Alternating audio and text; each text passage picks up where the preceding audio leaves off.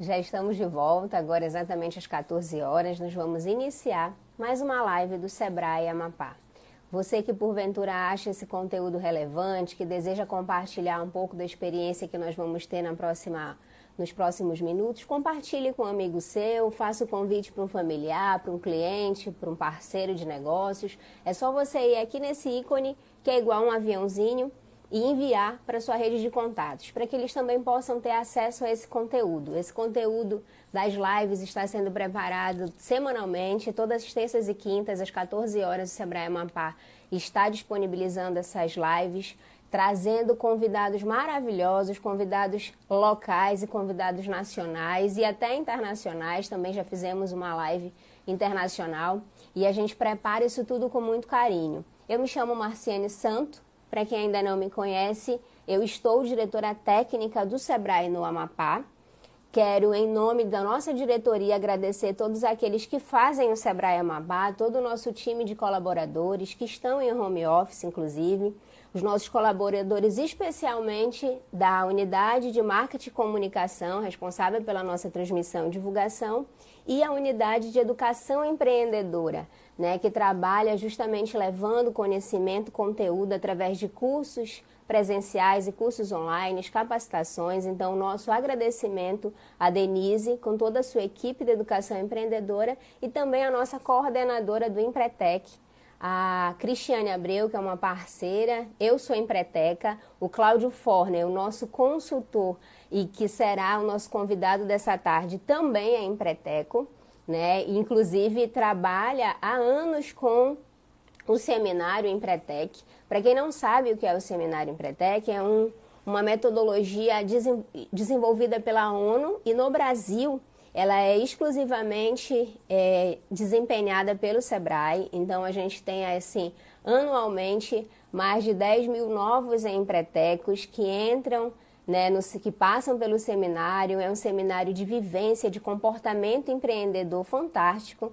Eu já fiz há 15 anos atrás e posso dizer para vocês que realmente foi um divisor de águas. Me auxiliou bastante na tomada de decisão empreendedora. Então, para aqueles empretecos que nos assistem, que eu sei que tem vários entrando, que legal. Já estou vendo aqui muita gente conhecida entrando, os nossos clientes, nossos parceiros que estão entrando aqui no nosso canal do Instagram. E se você ainda não fez o Empretec, fique ligado. Nós tínhamos uma turma prevista agora para março, que foi reprogramada, e temos uma outra turma prevista para o mês de julho. Então, se você deseja participar do Empretec, pode entrar em contato conosco através dos nossos canais digitais e remotos, que você vai pegar todas as informações relativas ao Empretec. Quero também aproveitar esse tempinho enquanto o Forner está entrando. Deixa eu chamá-lo aqui no WhatsApp, para ver se ele já está disponível. O Forner está longe da gente, Já falei com ele há pouco, Ele está longe, ele está no Rio Grande do Sul.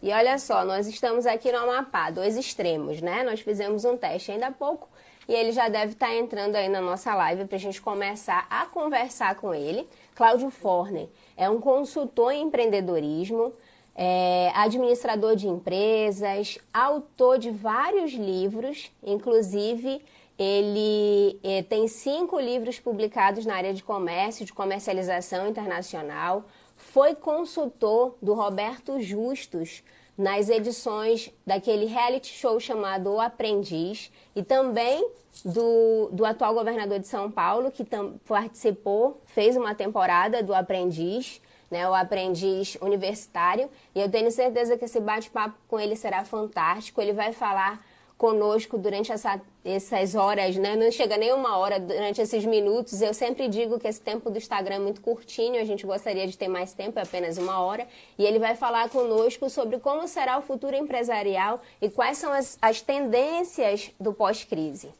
Ele já está aqui pedindo para eu convidá-lo, estou tentando achá-lo. Vou pedir aqui para ele entrar e sair novamente, para eu poder localizar. Só um minutinho, que eu estou tentando falar aqui nele com o WhatsApp, para eu poder vê-lo aqui.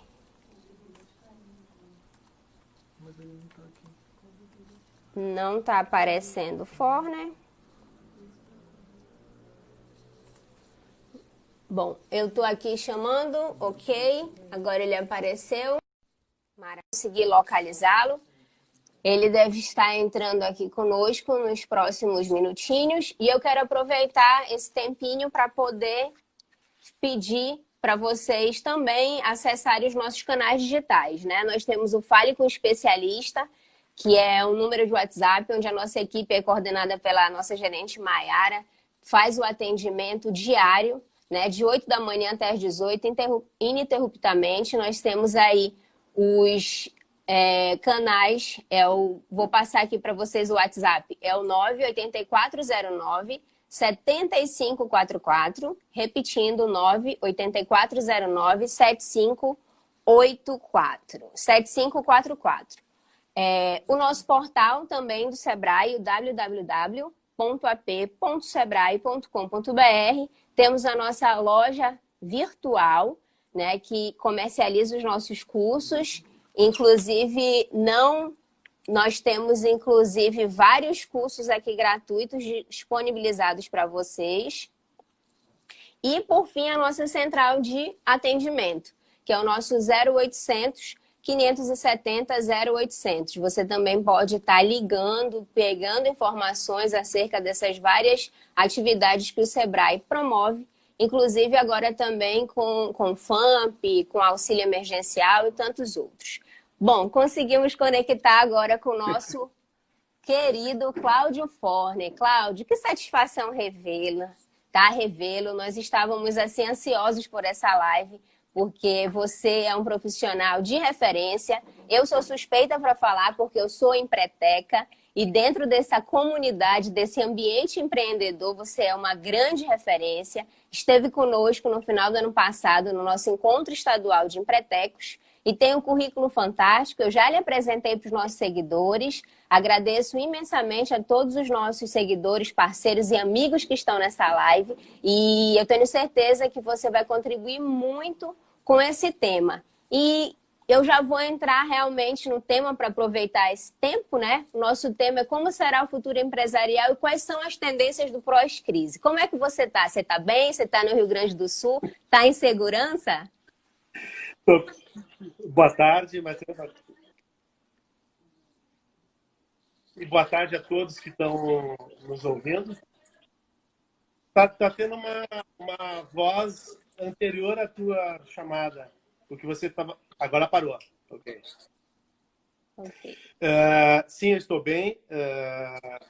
Boa tarde a todos vocês que estão nos acompanhando. Eu também estou fazendo o dever de casa, aproveitando o período para reformular o modelo de negócio da minha empresa, da minha atividade, enfim.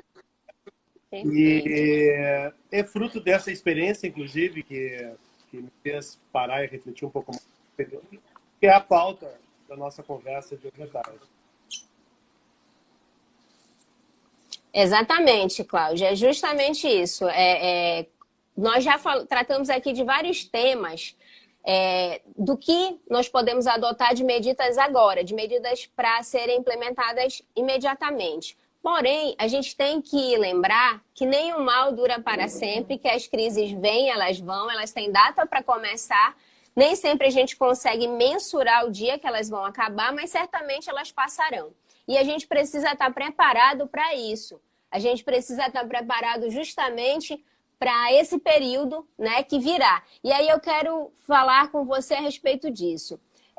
Como que a gente pode fazer essa leitura? Porque eu tenho ouvido muitos empresários dizerem: eu estou ruim, eu não estou conseguindo me manter no mercado porque a crise veio e me atacou de cheio. E, na verdade, a gente sabe, se a gente olhar um pouquinho para o antes da crise, o que a gente estava fazendo antes da crise? Qual era o nosso status quo anterior? Qual era a posição? Eu acho isso relevante que a gente possa voltar um pouquinho para analisar um pouco melhor esse cenário e, assim, entender esse pré-crise e esse pós-crise. Eu queria que você contextualizasse um pouco para a gente como foi esse pré-crise aqui, essa pré-crise aqui no Brasil e, claro, não esqueça do nosso querido Amapá, que você conhece bem.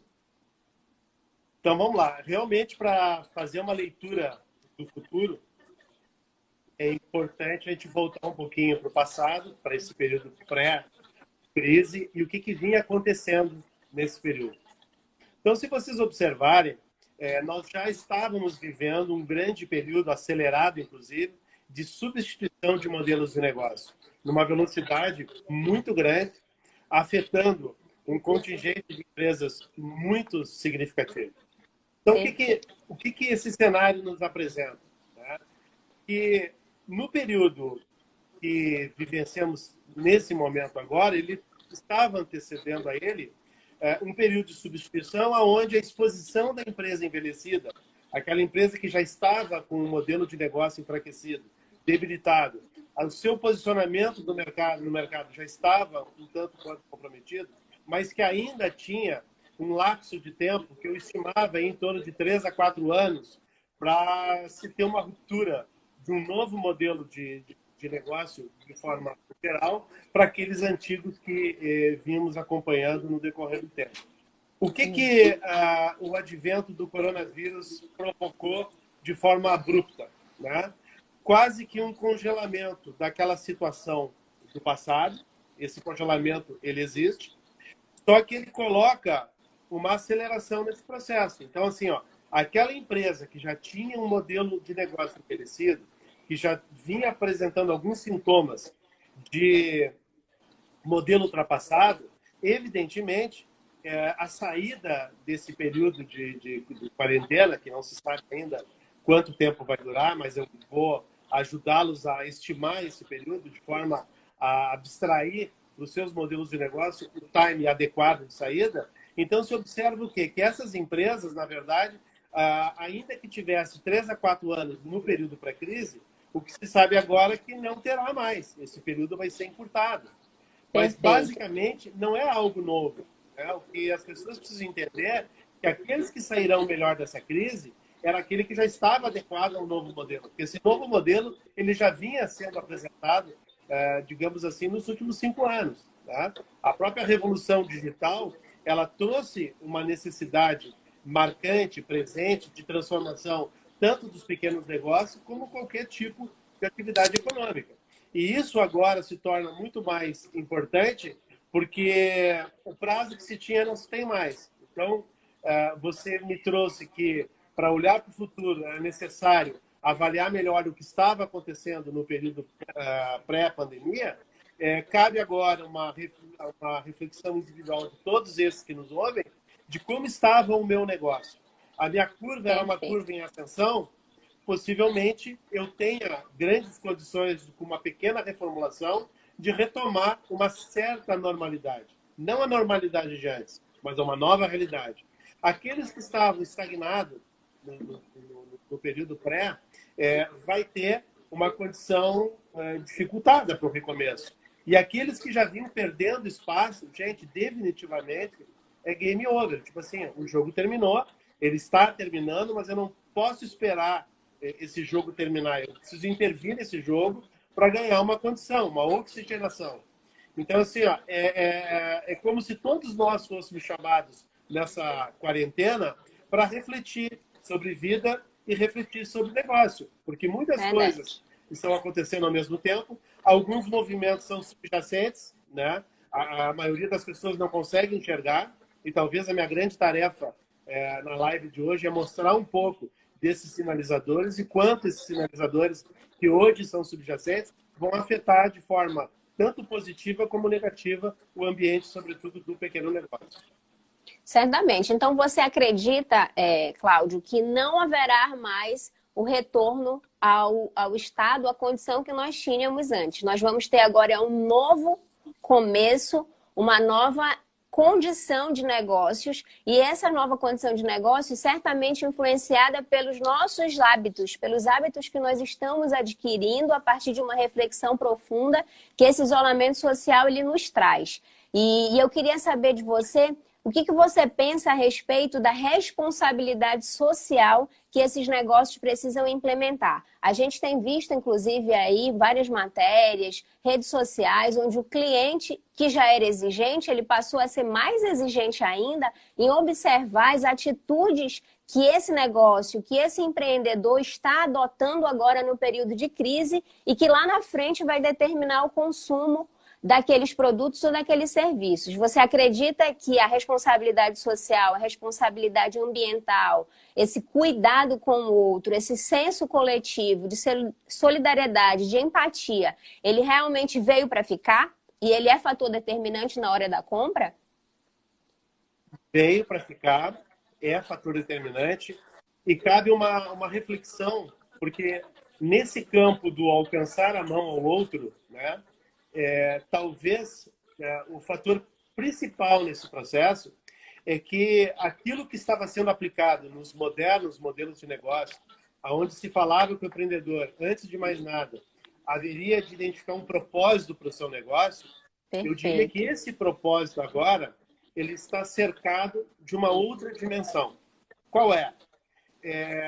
À medida que houve uma reclusão, algumas fragilidades que não exclusivamente as empresariais vieram à tona.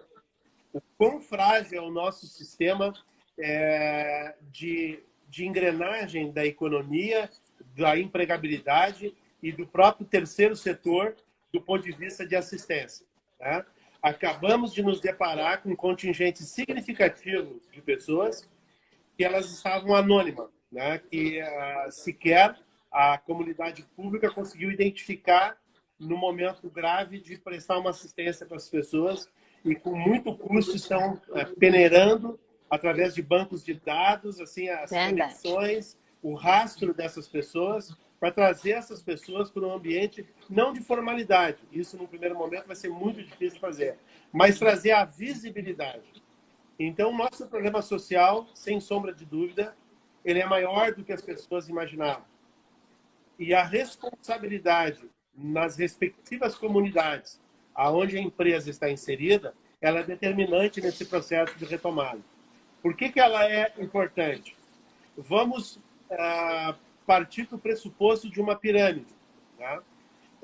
Estou ouvindo falar que isso de forma intensa, que as empresas nesse período precisam se digitalizar, vender pela internet.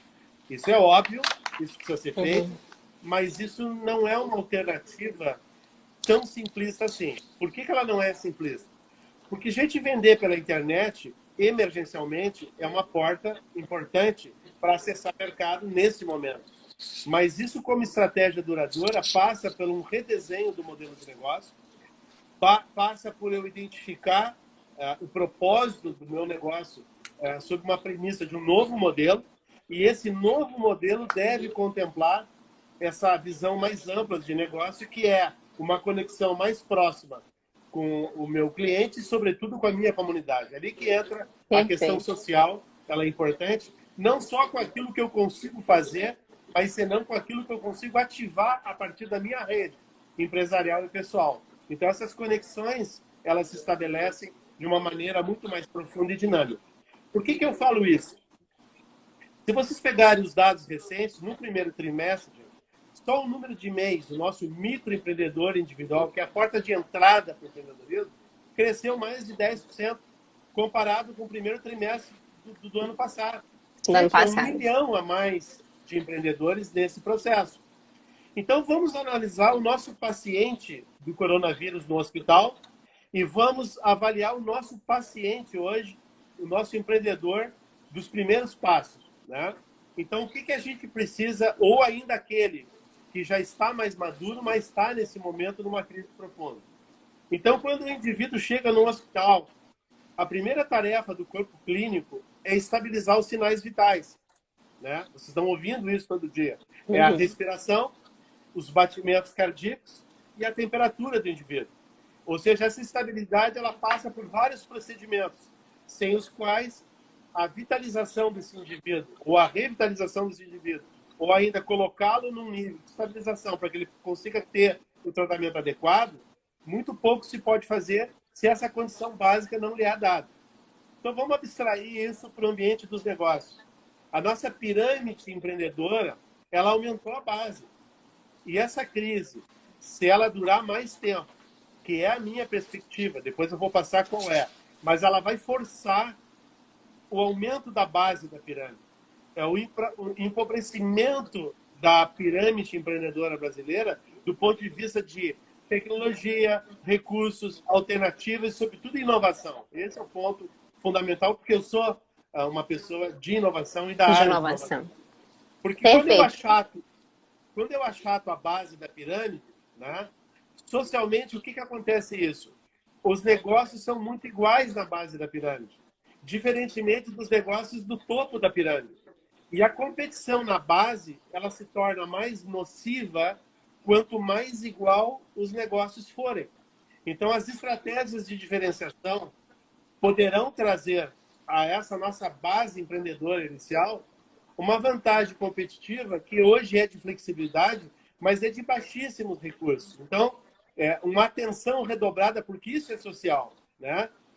Quando eu estendo a mão para alguém que é necessitado, é uma coisa. Mas quando eu ajudo uma empresa de pequeno porte, um negócio de dimensões micro, a se desenvolver, eu também estou agindo socialmente, porque esse emprego, gente, que já não existia no pré-crise, estou falando na hora de 12 a 13 milhões de pessoas, num curtíssimo espaço de tempo vai passar para 24 milhões de brasileiros.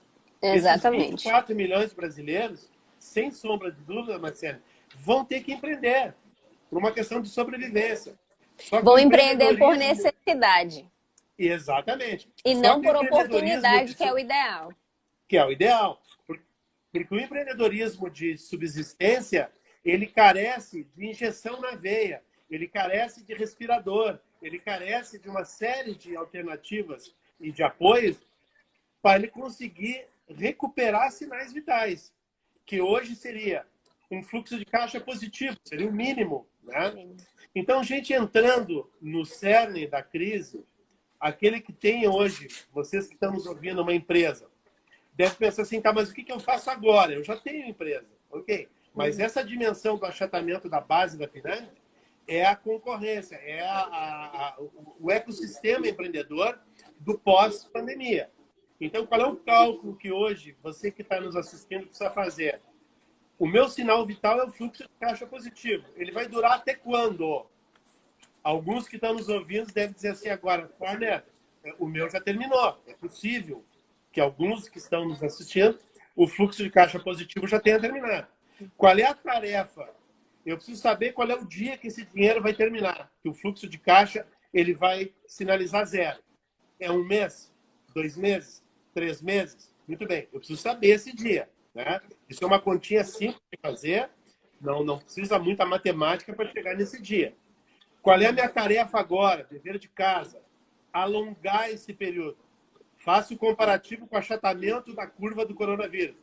Por que eu preciso achatar? Para dar condições de atendimento, dos sinais vitais. O que a empresa precisa ter hoje? Os seus sinais vitais mantido por um período que eu vou desaguar lá no pós-coronavírus. Como é que eu faço isso? Renegociando, né? Existem hoje mecanismos, inclusive parcerias com o próprio Sebrae, mas há de se ter cuidado em endividamento sob qualquer ordem, porque eu tenho que calcular alongado no tempo o impacto disso e esse financiamento me leva a uma sobrevida até quando? Então, qual é o sinalizador de dias melhores? Gente, a vacina. Nós vamos entrar num outro mundo empreendedor somente a partir da vacina. Enquanto não houver a vacina, eu terei restrições, eu terei limitações, eu terei visitação limitada aos ambientes de negócio, eu tenho logística comprometida, eu tenho todo o processo comprometido. As empresas vão operar a quanto por cento? 10, 20, 30, 40%? Cada um é uma realidade. E nessa realidade que os números atuais precisam ser reposicionados. Então, tarefa 1, calcular até onde vai meu oxigênio, meu fluxo de caixa positivo. O que é possível cortar? Gente, agora não é mais cortar gordura. Eu estou falando de cortar na carne. Na carne. Porque eu preciso chegar vivo no dia da vacina. É sobrevivência, né, Farner? É sobrevivência. É hibernar. O meu negócio permite fazer alguns negócios. Ok. continuo fazendo, ainda que de maneira atípica, continuo fazendo os negócios. Eu devo criar alternativas e fazer alguns investimentos para acessar mercados nesse período? Sim, é aí que eu tenho que gastar o dinheiro de agora, em mecanismos que me abram portas, ainda que limitadas, para alongar a minha sobrevida, ou seja, para o dia do fluxo de caixa zero, está jogado, gente, assim, numa visão bem otimista. Trabalho com outubro, novembro, tá? Porque ainda que as vacinas estão sinalizando já de forma positiva, até a avaliação e tecnicamente falando, para que ela possa ser aplicada em massa, isso ainda vai demandar um certo tempo. Para que chegue no Brasil, ainda um outro tempo. Eu ainda acho que a nossa vacina brasileira talvez possa ser o caminho mais curto. Ela está tão próxima quanto as outras, né? Mas talvez é que chegue mais próxima de nós do ponto de vista de tempo. Então, qual é o meu desenho hoje em casa? Acompanhar na mídia, cuidado com fake news, várias fontes, para acompanhar o dia da pseudo-normalidade, que é o dia da vacina. Ou talvez o remédio da cura. Mas mesmo o remédio da cura, né, ela depende ainda de um período. Então, mas você pode monitorar qualquer uma das duas coisas. É isso sinais de normalidade. Bom, se você acredita, como eu, que isso vai acontecer por outubro ou novembro, ok? Existe um período intermediário, que a gente vai ter flexibilizações. Mas as experiências brasileiras de flexibilizações levaram a uma recontaminação, a um aumento, desculpa, ao aumento do processo de contaminação. Então, nós vamos voltar com processos mais decisivos e mais restritos ainda em relação a isso. E então, teremos altos e baixos. Exato. E eu queria, Cláudio, justamente nesse ponto, voltando um pouco mais, já que a gente tem esse horizonte de normalização, que a gente já falou que não voltaremos ao normal que nós tínhamos anteriormente, o nosso status quo. Será um novo normal, né? Com vacina, com controle, enfim, com toda uma rigidez que vai ser necessária para que realmente não haja um novo contágio, um novo ciclo, né? A gente já tem ouvido aí cientistas falarem a respeito disso. Então, voltando um pouco mais, agora, é possível a gente mensurar o tamanho dessa crise? É uma pergunta que eu quero te fazer. E em seguida, se realmente for possível mensurar o tamanho dessa crise, o que fazer de maneira prática e objetiva? Eu sei que você tem uma didática excelente para exemplificar, porque eu vejo muito a angústia do empreendedor. A gente está falando de futuro, vamos voltar a falar de futuro, mas e agora? Outubro está um pouquinho longe, mas e agora no mês de maio? E agora no mês de junho? O que a gente pode fazer, já que existe uma rígida restrição para a circulação de pessoas em espaços públicos e uma restrição também para negócios, para comercialização, para relações comerciais? O que fazer agora nesse período? Como a gente pode adotar medidas que vão garantir a nossa sobrevivência e permitir que a gente chegue lá outubro, novembro, com saúde, vivos? Isso. Então, vamos lá. Primeiro passo, assim, até para simplificar, eu vou subdividir em 3 grandes grupos. Tá? Porque existe um grande grupo que não tem o que fazer. É aquele grupo que está com o seu cliente inacessível, né? Tipo, eu não tenho como operar com o grau de restrição que existe agora. Então, para esse que não tem, ou seja, fluxo de caixa zerado em termos de entrada, ele tem que hibernar, salvar equipamentos, salvar inteligência de negócio, repensar o negócio, se enxergar no futuro, o que precisa replanejar, criar um mini planejamento para se reposicionar para essa saída, para o pós-crise. Então, tem um contingente significativo de empresas que não há o que fazer. Aí tem que, basicamente, esperar a recessão passar. E vale aquela história, calcular o fluxo de caixa até onde dura, cortar o que for possível para chegar vivo nesse período. Muito bem. Existe um segundo grupo, tá? Que de maneira muito restrita está conseguindo fazer negócio. Tá? Então é hora de buscar uma aproximação com a sua clientela de ontem, aquela clientela pré-pandemia, que o conhecia, conhece a credibilidade da empresa, o produto, o serviço, e tentar buscar uma aproximação em condições possíveis. Porque lembre-se, gente, do outro lado da linha, nós temos um consumidor que está fazendo a mesma conta. Eu terei emprego no pós-crise. Eu ainda tenho hoje, uns já não tem mais, já não tem o que fazer. E Verdade. pelo medo, ainda aquele que tem, está comprando aquilo que é o básico. Será que o...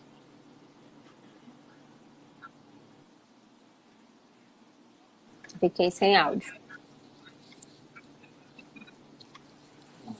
Não.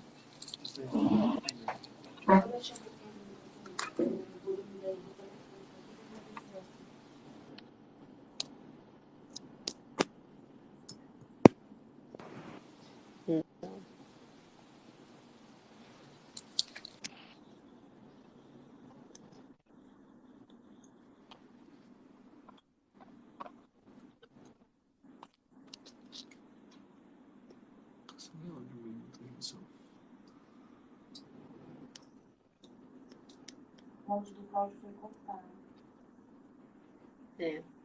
Bom, nós estamos com um probleminha de áudio, Cláudio. Eu não consigo te ouvir. Você está sem áudio. Gente, eu também não estou ouvindo o Cláudio, claro que vocês não estão ouvindo. Vamos ver se restabelece aqui o teu áudio. Cláudio, infelizmente o teu áudio caiu. Agora voltou. Voltou? Só você voltar aqui um pouquinho, porque nós estamos sem áudio. Qual é a parte que você ouviu até? Volta um pouquinho, pelo menos 1 minuto de fala, porque eu fiquei sem áudio primeiro. Ok. Os 3 grupos. Você estava no primeiro grupo. No primeiro grupo, é o grupo de que não há o que fazer. É aquele grupo que o cliente negócio inacessível. 100%. O segundo grupo, eu consigo trabalhar de maneira, ainda que crítica, eu consigo acessar um contingente muito pequeno de clientes, mas o suficiente para manter a base ativa. Como é que eu faço isso? Gente, aquilo que já deveria ter sido feito no período pré-crise, que é ter catalogado, ter acessível o meu cliente, não só na porta do meu estabelecimento, mas como eu posso interagir com ele para tornar a experiência uma experiência mais apropriada. Então, o que acaba acontecendo? Eu preciso resgatar como eu acho esse cliente, que é o cara que mais me entende, é o que conhece o meu produto, é o que conhece o meu serviço e conhece a minha realidade. Então, ele tende, se eu abrir uma porta alternativa, a voltar a fazer alguma coisa comigo. Eu vou dar um exemplo básico aqui. Nesse período, eu precisei fazer um conserto, trocar uma calha do telhado da minha casa. Eu achei, pelos meios digitais, a pessoa que trabalhou para mim há 15 anos atrás. Fiz o contato, ele me atendeu. Eu poderia não ter achado esse fornecedor. Qual é a falha desse fornecedor? Que no período pré-crise, ele não me tinha no seu catálogo de cliente e não manteve uma comunicação comigo por um período alongado. E nesse momento agora, por mais que ele queira acessar cliente, ele não está conseguindo. Ele foi acessado por mim. Então, imagine você que está nos assistindo, que se você não tem como acessar o seu cliente digitalmente, ele também vai ter uma dificuldade, né? Pode até achá-lo, mas vai ter uma certa dificuldade.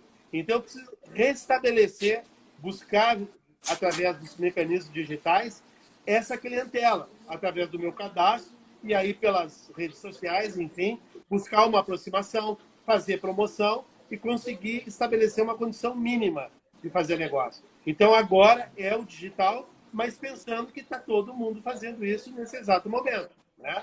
Existe uma concorrência e eu preciso ser criativo.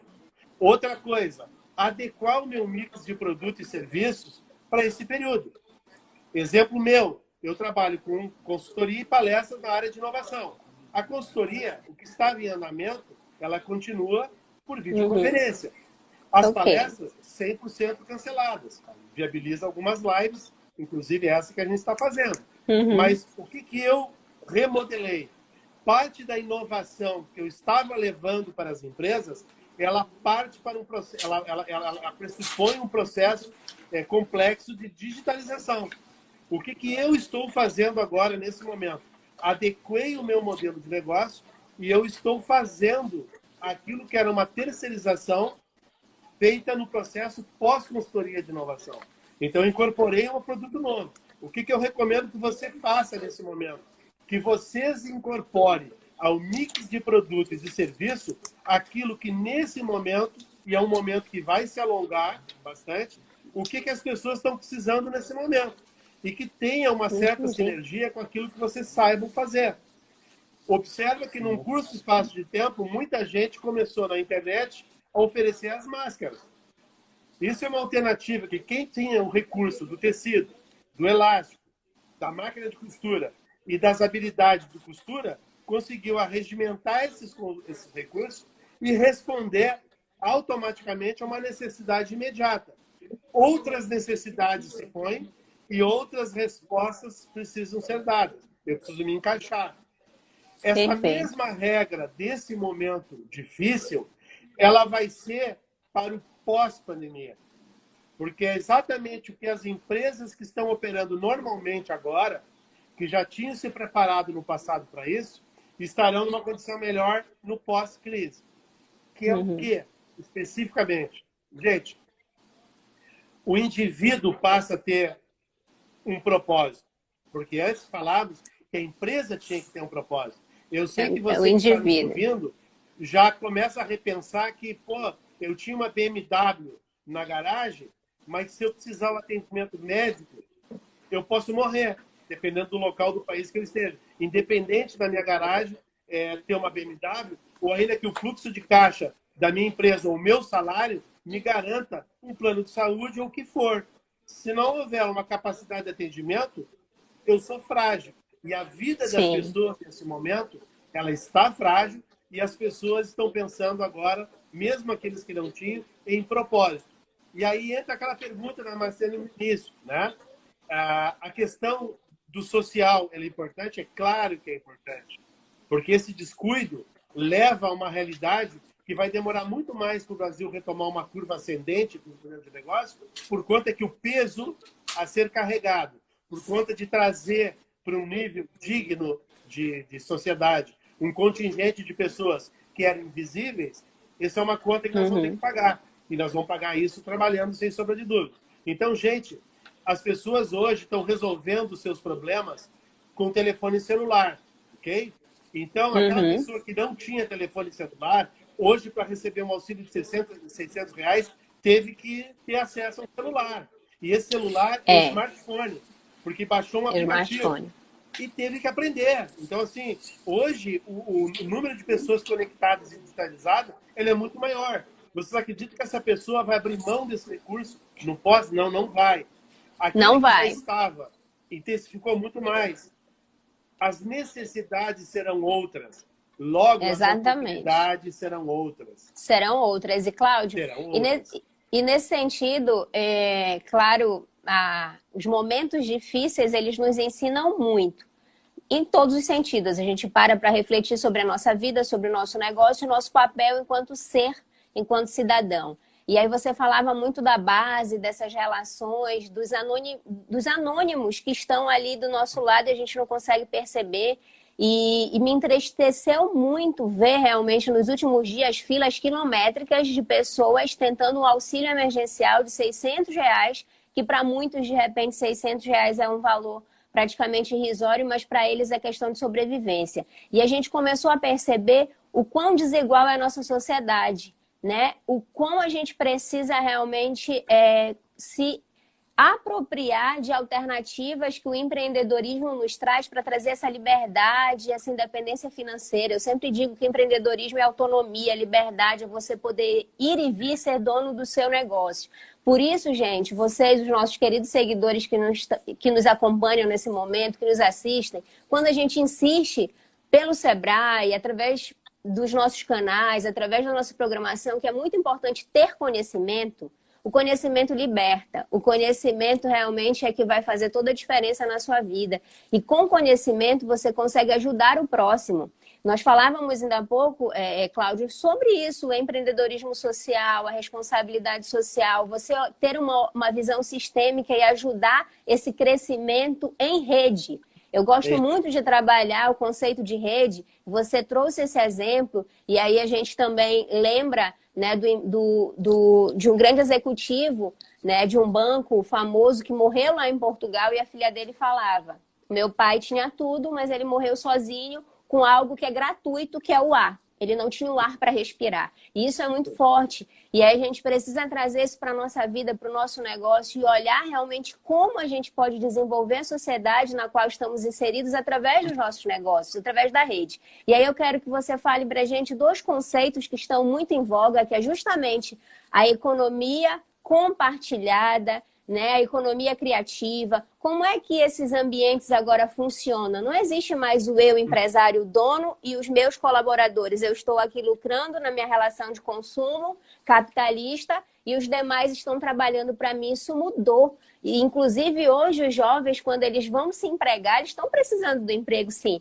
mas eles vão escolher qual é a empresa que eles querem trabalhar. E aí a gente tem vários exemplos, você que é da inovação, as startups são esses ambientes mais democráticos de se trabalhar, né? As startups, os coworkings, que são espaços compartilhados com vários profissionais. Como é que você tem visto isso como tendência de mercado? Antes da crise, no pré-crise, a gente já vinha percebendo um crescimento gradativo, mas agora me parece que ele realmente veio de uma maneira muito forte. Isso. Bom, o brasileiro, isso é global, mas o brasileiro aprendeu a compartilhar ideias, informações, não importa onde esteja. Então, assim, eu acredito na economia criativa, acredito que isso vai continuar, isso é forte, mas o modelo, eu acredito que vai mudar profundamente. Vai ser um modelo compartilhado à distância, né? Vai ter uma tendência de desglobalização no primeiro momento, né? Nós vamos ter que voltar para o próprio umbigo. As pessoas aprenderam muito com o trabalhar de casa, a partir de casa. Mas eu queria dar um exemplo assim, de criatividade, como um segmento em colapso pode renascer das cinzas. Tá? Eu vou preservar o nome da instituição porque vocês vão assistir, ou já estão assistindo isso em comerciais de TV.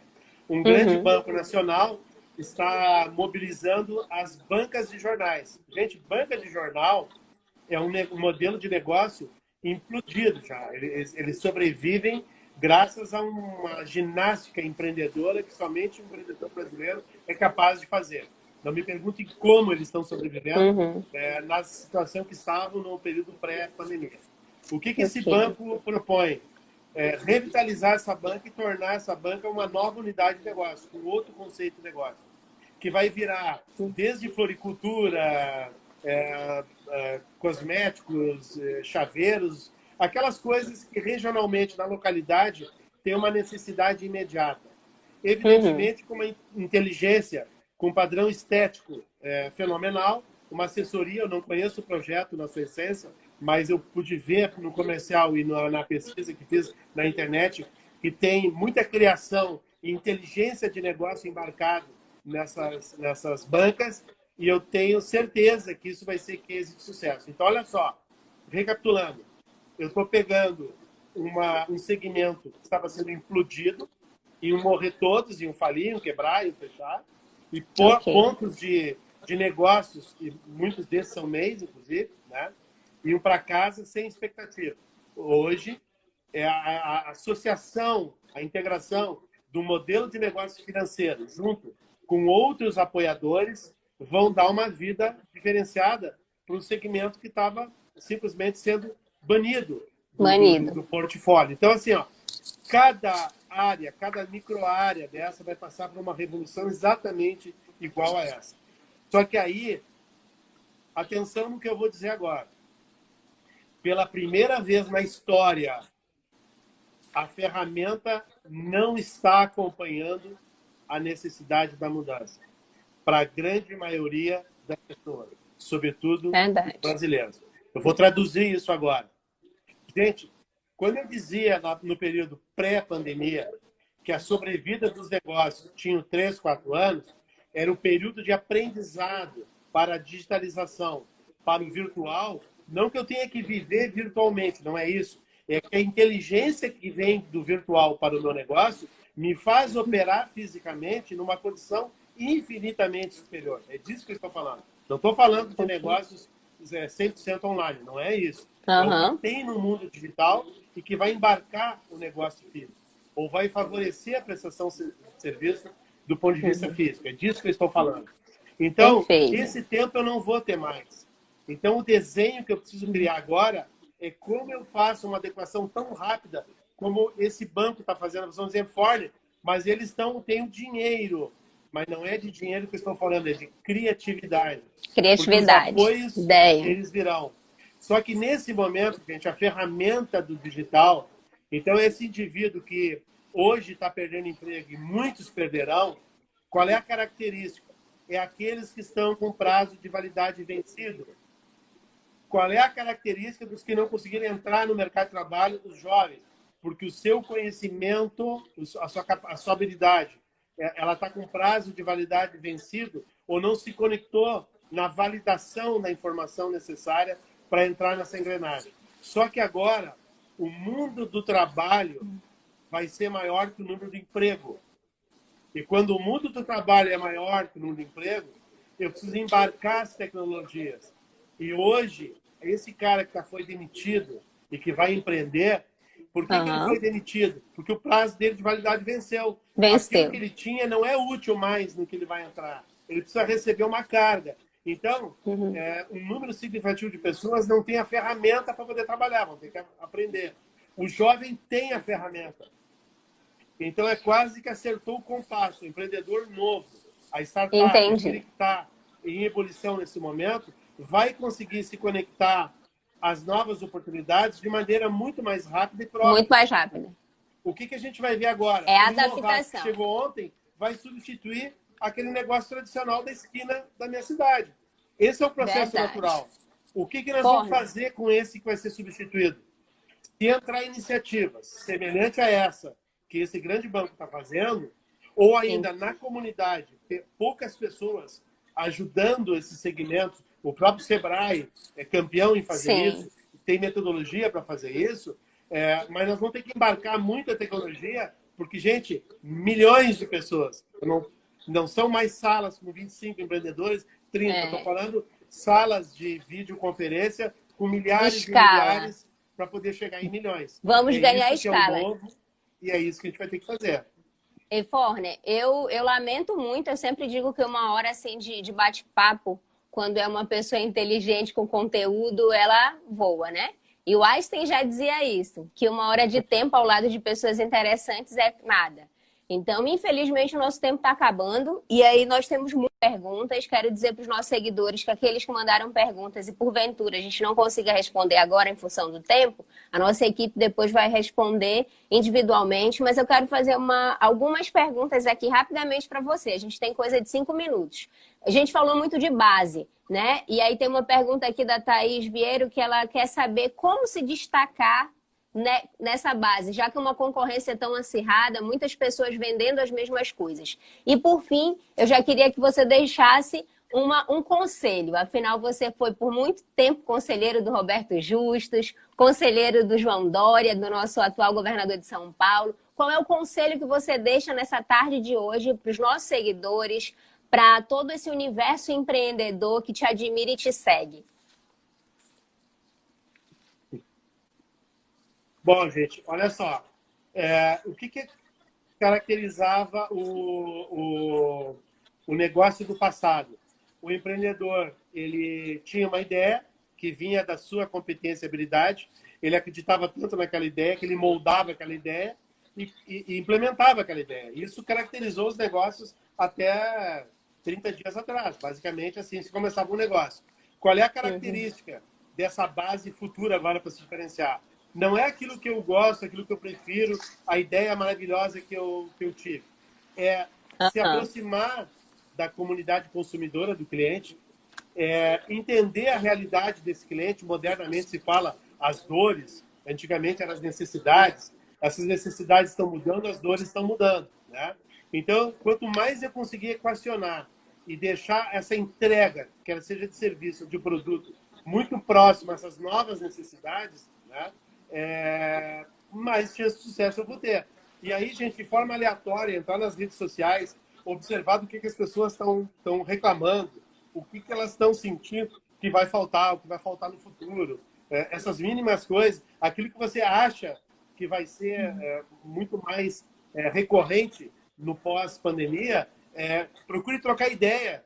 Hoje, de forma distanciada, mas troque ideia com pessoas para ver se elas enxergam dessa mesma maneira, como elas estão vendo esse momento pós, para ver se você consegue validar uma ideia para buscar a diferenciação. A recomendação é o seguinte: sempre há maneira de diferenciar. Né? Eu consigo, desde que eu entenda o que tem do outro lado da linha. Então, eu preciso me aproximar desse cliente e olha o antagonismo, né? No momento de distanciamento, eu preciso me aproximar desse cliente e fazer essa mensuração. Por quê? O ambiente será de recursos escassos, as pessoas não tão propensas ao consumismo serão mais conscientes, as pessoas vão gostar de ter visto o planeta mais limpo, né? Então, essa consciência... O consumo pelo consumo acabou. Agora é o consumo já vinha consciente. Acontecendo, vai cristalizar. Então, o quão consciente é a minha ideia, o meu produto, como eu me conecto nessas realidades. Gente, quem é muito pequeno é mais fácil. É mais fácil, porque eu mexo com poucos elementos. Aquele que tem um mix maior de ofertas de produtos ou de serviços precisam mais variedades de conexões para se diferenciar. Mas, basicamente, trabalhar com a ideia compartilhada, para que possa embarcar mais ideias. Né? E aí, ideia compartilhada, trabalhar em rede, usar a inovação a nosso favor. E agora eu quero que você deixe o seu conselho. Infelizmente, a gente tem aí 5 minutinhos para o seu conselho, para o meu encerramento, que eu ainda tenho que anunciar aqui a próxima live de quinta-feira. Qual é o seu conselho para a gente? O que você pode deixar de mensagem nessa tarde? Vamos lá. Gente, olha só. Num país em desenvolvimento, eu considero o Brasil, pelas diversas realidades, é um país pobre e em desenvolvimento. A gente tem várias realidades no Brasil, mas pelo menos 2 realidades a gente tem muito, e agora, nesse momento, a gente observou. Então, assim, o empreendedorismo, gente, é o caminho de saída para toda essa situação, porque não vai ser via emprego e tampouco vai ser via assistencialismo. Por mais que o governo queira ajudar, não há recursos para isso. Então, olha só, a capacidade individual nunca foi tão importante como agora. O comportamento empreendedor, a questão do indivíduo se colocar à frente das situações. Né? Então, assim, eu posso, sim, do nada, virar o jogo e começar algo inovador e amanhã começar a operar uma ideia e a regimentar poucos recursos, ainda que escassos, para conseguir dar a volta por cima. Então, a minha capacidade de responder precisa de otimismo, uma avaliação crítica de informação do meio ambiente, o que está acontecendo, e tipo assim, ó, a minha arma, gente, tem poucos cartuchos. Então, assim, eu preciso ser mais assertivo. Então, eu preciso ter mais cautela. Eu preciso cuidar dos meus sinais vitais. Quando eu colocar o nariz para a rua, é para acertar, é para avaliar. Então, assim, ó, informe-se muito. Eu posso me capacitar à distância agora, eu posso ler à distância, eu posso formatar uma ideia. As barreiras geográficas acabaram. O conhecimento não tem barreira. Exatamente. Aprender com isso, porque assim, ó, isso veio para ficar. Eu resolver as coisas à distância é algo que veio para ficar. Convivam com isso, cuidem dos seus e acreditem no empreendedorismo. Na dúvida, liga para o Sebrae. O Sebrae está aqui de portas abertas para atendê-los em todo o território nacional. Que momento fantástico com você. Eu lamento muito ser tão rápido, mas muito obrigada pela sua disponibilidade. Em nome da diretoria do Sebrae Amapá, eu agradeço imensamente. As perguntas que ainda não foram respondidas, nós vamos responder. A live ficará salva nos nossos canais, no perfil oficial do Sebrae. E a próxima live, inclusive na quinta-feira que vem, é justamente os impactos da Covid no turismo, com o nosso diretor superintendente Valdeir Ribeiro e o Cálidon, que é doutor em turismo. Então não perca, é um dos segmentos mais atingidos com a crise. E para finalizar esse momento, eu quero deixar uma reflexão. Você falou muito aí de sobrevivência, de se destacar, de se adaptar, e eu quero lembrar aqui do Darwin, do nosso saudoso cientista, biólogo, que ele falava o seguinte: não é o mais forte que sobrevive, não é o mais inteligente que sobrevive, e sim aquele mais disposto à mudança. Então esse é o momento de mudança, é o momento de se reinventar. E aproveite toda essa força que você tem aí dentro de você, conte com o nosso apoio aqui e vamos realmente transformar esse novo amanhã, que ainda é um pouco incerto, mas eu tenho certeza que ele vai chegar e com a bênção de Deus ele vai ser promissor para todos nós. E não esqueçam, o empreendedorismo transforma. Seja o senhor da sua própria vida, seja o senhor dos seus negócios e dê liberdade para você e para aquela pessoa que está ao seu lado na sua sociedade. Transforme a sua sociedade, o seu estado, o seu país num lugar melhor para todos nós. O nosso muito obrigada a todos vocês que nos assistiram, Yuri, Tainá, Helenice, minhas amigas divas, a equipe do Sebrae, são tantas pessoas entrando aqui que eu não vou conseguir agradecer e saudar a todos, mas o nosso muito obrigado em nome da diretoria por sua participação, Forner, e já estão pedindo aqui mais lives, então vamos programar novos momentos com você, porque o conhecimento é tão vasto e eu tenho certeza que a gente terá outros encontros. Um grande abraço a todos, fiquem com Deus. E espero em breve estar presencialmente junto com vocês aí. Um abraço a todos. O nosso filhote e o nosso camarão no bafo continuam os melhores e vão estar aqui prontinhos lhe esperando no próximo encontro. Que seja breve.